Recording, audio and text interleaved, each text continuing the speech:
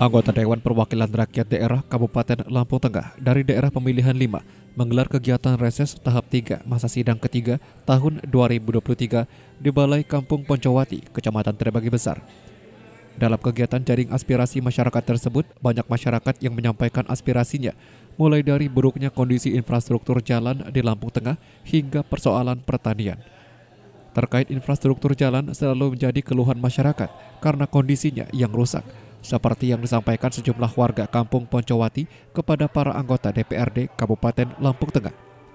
Seperti yang disampaikan Budi Santoso, guru SMK Negeri 1 Terbanggi Besar, yang mengeluhkan terkait kondisi ruas jalan sepanjang Kampung Poncowati, mulai dari Kopel sampai Kampung Purnama Tunggal, Kecamatan Wai Pengubuan, yang sudah sejak lama rusak parah. Menurut Budi, jalan tersebut merupakan akses yang sangat vital mengingat Poncowati merupakan pusat pendidikan di Kecamatan Terbanggi Besar. Pihaknya berharap adanya perbaikan jalan dari Kopel sampai Purnama Tunggal karena kondisinya cukup parah. Dirinya merasa kasihan kepada anak-anak sekolah yang melintasi jalan tersebut yang pernah jatuh karena kepleset, dan ada juga pelajar yang terlambat masuk sekolah karena bannya bocor akibat jalan rusak. Yang direncanakan itu bagian dari usulan kami tentang perbaikan infrastruktur dari Kopel sampai Tumpang Sari atau mungkin sampai Purnama Tunggal. Usulan kami kalau memungkinkan dananya itu diizin atau dicor beton. Itu kalau memungkinkan, tapi kalau tidak ya paling tidak perbaikan yang bertahan minimal 2 tahun atau 3 tahun. Kemudian yang kedua adalah kelanjutan stadion mini di Poncowati yang kelihatannya mangkrak karena belum selesai, dan sampai sekarang ini sangat dirindukan oleh masyarakat penyelesaiannya. Dan yang ketiga adalah penyelesaian gol. Itu gol sudah dipakai tapi belum 100% selesai. Gol yang di sebelah belakang monumen itu kami dari peserta didik, mahasiswa-mahasiswa dari sekolah ini sangat merindukan punya ruang olahraga atau gedung olahraga yang baik, sehingga kami akan bersemangat untuk kegiatan olahraga di Poncowati. Kemudian yang terakhir ini dari pribadi SMP 1 itu mengusulkan aula sekolah, karena kami belum punya aula sekolah, murid kami banyak, tapi kami kalau pertemuan dengan anak atau dengan orang tua selalu ikut kelas yang kadang-kadang tidak cukup. Hal senada juga disampaikan Bambang, warga Poncowati, yang juga mengeluhkan terkait infrastruktur jalan. Jalan di Poncowati ini lubangnya sudah cukup dalam, jadi sangat mengganggu aktivitas masyarakat untuk membawa hasil bumi. Sehingga dirinya berharap adanya pembangunan jalan dengan rigid beton di Kampung Poncowati. Selain jalan, dirinya juga mengusulkan terkait mangkraknya pembangunan gedung olahraga yang ada di Kampung Poncowati. Tidak hanya menyampaikan keluhannya terkait infrastruktur, masyarakat yang hadir juga banyak menyampaikan terkait pertanian, pajak bumi dan bangunan atau PBB, dan pendidikan. Cuman tolonglah Pak itu untuk diperhatikan Pak, karena lubangnya juga dalam Pak, jatuh mengeluarkan hasil bumi Pak. Yang kedua Pak, itu masalah monumen. Untuk monumen ini kalau menurut saya kalau bisa untuk pagar lah Pak ya, jadi biar kelihatan rapi untuk mengenang zamannya Muhammad Yani Pak. Jadi itu untuk selama ini pembangunan monumen memang dulu ada pagar, cuma pagar kawat Pak, itu sekarang sudah tidak ada karena banyak ngambil rongsokan lah Pak itu, jadi tidak ada kawat lagi. Jadi kalau bisa untuk pagar keliling biar tidak ada lagi Pak. Itu aja Pak, terima kasih.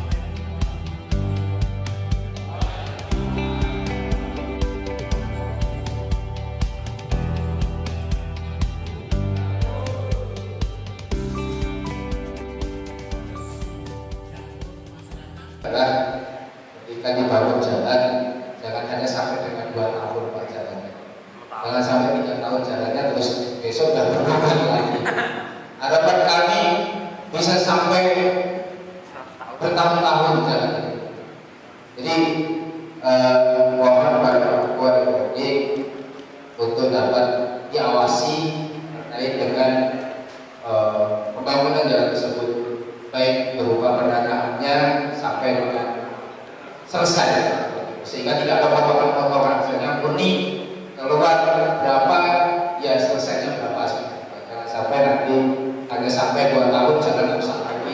Kasihan anak-anak kami banyak bersekolah. Terkait dengan PBB, pajak. Pajak ini banyak sekali dikeluarkan ke masyarakat. Beberapa waktu yang lalu sempat terjadi kehebohan karena dari masyarakat sudah merasa membayarkan pajak PBB, tetapi di Dispenda Dinas Pendapatan Daerah dikatakan belum bayar sampai bertahun-tahun, sehingga warga tersebut tidak bisa mengurus surat dan sebagainya. Harapan kami Pak, bahwa Bapak yang ditempat sebagai anggota dewan untuk bisa menekan sistem yang ada di Dinas Pendapatan Daerah terkait dengan pajak PBB. Ada kemarin baru di salurkan PBB, satu nama bisa keluar 9 IPBB yang tidak sama dengan sertifikat tanahnya. Ini kan luar biasa. Masa 9 IPBB suruh bayar dengan nominal yang berbeda-beda, dengan NOP yang berbeda-beda. Nah ini jadi salah satu PR mungkin buat Bapak Dewan untuk bisa menekan sistem yang ada di Dinas Pendapatan Daerah terkait dengan pajak PBB, dan juga beberapa pajak yang mungkin tidak bisa keluar nama PBB dan nama pajaknya, sehingga terkendala terkait dengan. Menanggapi beberapa aspirasi masyarakat, Ketua DPRD Lampung Tengah Sumarsono mengatakan pihaknya akan menampung setiap usulan dan harapan masyarakat. Akan tetapi, lanjut Sumarsono, nantinya akan ada skala prioritas untuk merealisasikan usulan-usulan yang disampaikan masyarakat kepada DPRD, terutama terkait infrastruktur jalan yang bahkan menjadi cukup viral karena kondisinya masih sangat rusak. Sumarsono menjelaskan masih banyaknya infrastruktur jalan yang rusak karena ketidakmampuan keuangan pemerintah daerah. Akan tetapi bukan berarti pemerintah tidak mau membangun jalan-jalan rusak di Lampung Tengah karena banyaknya usulan terkait infrastruktur jalan. Kemudian terkait GOR, Sumarsono menerangkan bahwa Lampung Tengah mendapat Corporate Social Responsibility atau CSR dari Badan Usaha Milik Negara atau BUMN Perbankan berupa Sport Center yang ada di Trambagi Besar. Karena BUMN ingin membangun ulang sehingga Lampung Tengah bisa mendapat CSR dengan fasilitas lengkap. Sehingga GOR yang ada di Poncowati nantinya akan dipikirkan ulang bagaimana kelanjutan pembangunannya. Selanjutnya terkait usulan pertanian yang mengusulkan adanya sedimen di WS 10 dan 11 Bendungan Waisa Putih. Pihaknya telah menyampaikan usulan tersebut dalam Musrenbang Kabupaten yang dihadiri langsung pemerintah Provinsi Lampung, bahwa Lampung Tengah merupakan penyuplai pangan untuk Provinsi Lampung dan ia meminta agar bendungan Waisa Putih tersebut bisa direvitalisasi dan pengerukan sedimen-sedimen yang ada di saluran irigasi teknis bendungan Waisa Putih. Eksekutif yang dipimpin oleh Bupati kemudian tugasnya adalah membuat rancangan-rancangan APBD yang kemudian diserahkan kepada DPRD untuk dibahas, untuk dievaluasi program mana-mana saja, berapa biayanya dan lain sebagainya, yang uangnya semua dari pemerintah pusat. Kita hanya memiliki uang 259 proyeksinya, tapi realisasi 233,34 kemarin kalau nggak salah. Proyeksinya 259, artinya proyeksi itu Pak, seperti kita kira-kira tahun besok itu akan panen singkong oleh piro. Nah ternyata begitu dipanen oleh orang sampai. Makanya yang namanya APBD itu masih proyeksi, asumsi. Kita proyeksikan, kita asumsikan APBD Lampung Tengah PAD-nya adalah 259, tapi terrealisasi hanya 234. Salah satunya karena ada yang TBB-nya nggak bayar, pajak kendaraan bermotor nggak bayar, karena asumsinya jumlah PBB kita setiap kampung dan seluruh kabupaten Lampung Tengah jumlahnya adalah sekian. Nah inilah yang akan dijadikan proyeksi salah satunya. Rumah makan kita ada berapa, proyeksinya berapa, omset daripada rumah makan tersebut. Nah kadang-kadang rumah makan ya lagi bayar pajak. Artinya uang itu uang rakyat yang dikelola oleh negara, dikumpulkan oleh negara dan dikembalikan ke rakyat dalam bentuk program-program kerja.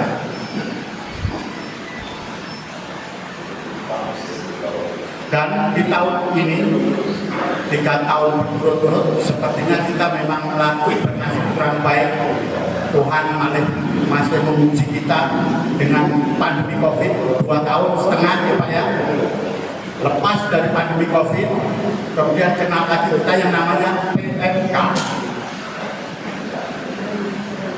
penyakit mulut dan kuku ternak kita yang kena aja. Tahun ini sepertinya sudah kena El Nino lagi. Artinya proyeksi tersebut ya kembali lagi namanya proyeksi.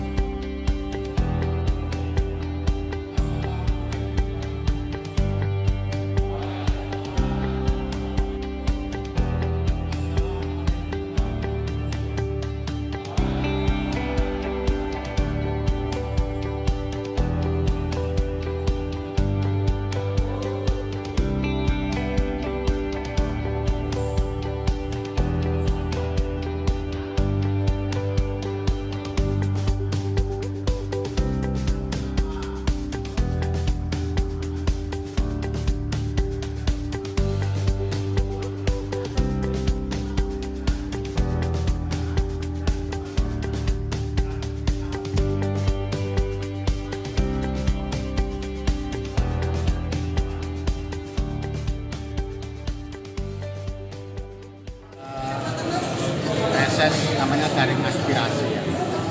Tentu kami harus menampung usulan dan harapan daripada masyarakat yang tadi paling utama dari jalan yang utama Lampung cukup viral ya, karena memang ketidakmampuan keuangan pemerintah daerah bukan berarti kami nggak mau membangun itu, keterbatasan yang ada. Sehingga di Kecamatan Terpadu besar ini usulan tetapi pendidikan kota pelajar itu ada di Poncowati, maka prioritas jalan Poncowati Punama Tunggal Sukantan Sukamangkaman direalisasikan dan akan dilaksanakan tahun ini. Nilainya berapa itu? Lupa saya karena panjang, karena yang dicoret mereka bingung, pusing. Stadion ini kebetulan tadi saya sampaikan, Bupati kebetulan berhasil melobi Menteri BUMN Erick Thohir sehingga kita mendapatkan CSR dari BUMN perbankan tanpa di BKI dan gabungan itu, sehingga kita mendapatkan support center. Kita sodorkan dorong ini untuk melanjutkan, mereka nggak mau menghitungnya seperti apa, mereka lebih baik membangun yang baru, makanya ada support center dan itu fasilitas juga, tanahnya sudah ada dan sebagainya. Artinya yang sini nanti kita dipikirkan ulang, yang sana yang penting CSR itu dapat dan segera bisa diperlukan.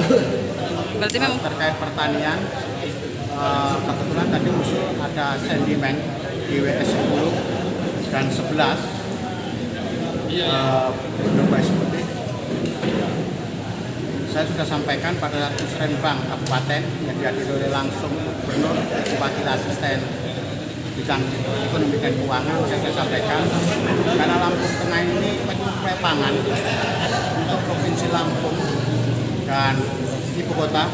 Saya minta izin juga terutama bagaimana betul seperti itu bisa turun di revitalisasi dan perlukan sentimen-sentimen yang ada di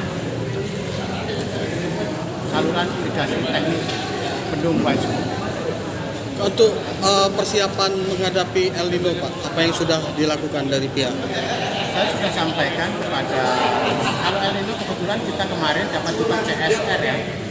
CSR dari Bukit berupa 2 buah pompa yang bisa mengairi kurang lebih 100 sampai 200 hektar satu pompanya. Dan kita mendapat 2 pompa, satu tempat kaki terbantu yang buat dan satu lagi di situ Mataram. Nah kalau ini memang memungkinkan, bukan tidak mungkin.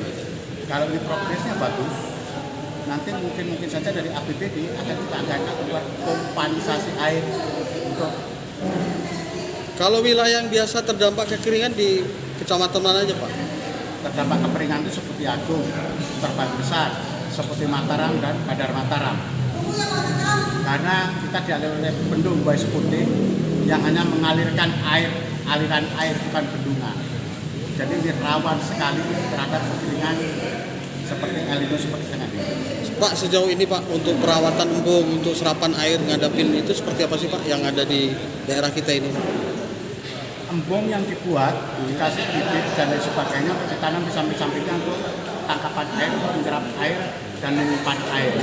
Ketika kami mungkin ke depan akan menggerakkan masyarakat bagaimana menanam pohon di bantaran-bantaran sungai untuk serapan air, menampung air sehingga pada saat kemarau tidak cepat habis.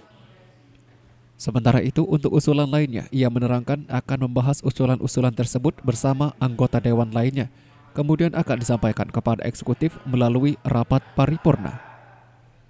Dari Lampung Tengah, Tika Sudarlis melaporkan.